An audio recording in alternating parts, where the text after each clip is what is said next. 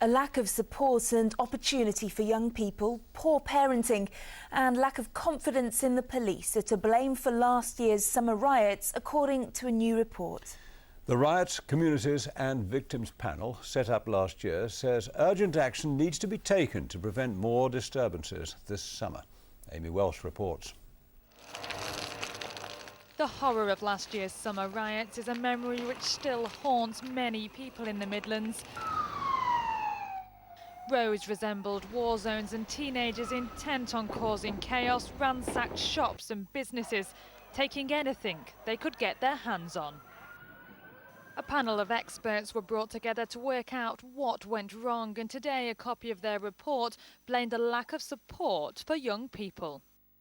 We went to Birmingham and Wolverhampton, and there we heard from people actually, and young people themselves, about their lack of opportunities, about questioning actually why is it that some young people decide to write and many more young people in similar circumstances didn't, so a kind of question of character.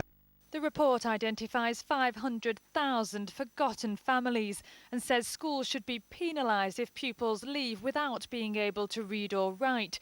Prison leavers should be given more support, and young people out of work long term should be promised a job. 7 months on, there's no sign of the chaos or destruction that reigned over these streets.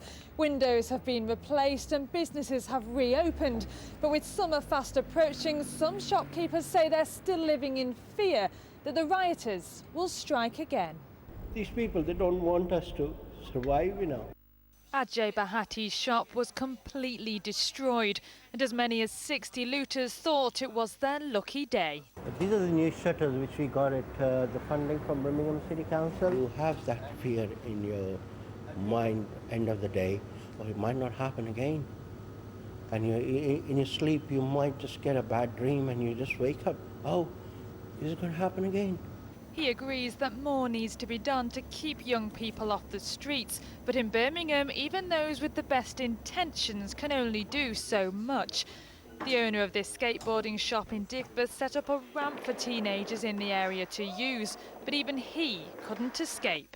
It needs to give a lot more provision to youth services. They just need to pour more money into things like skate parks and community projects, and they can't rely on business to do it all for them. The report says young people need more of a stake in society, and that now is the time to act to ensure this summer is a peaceful one.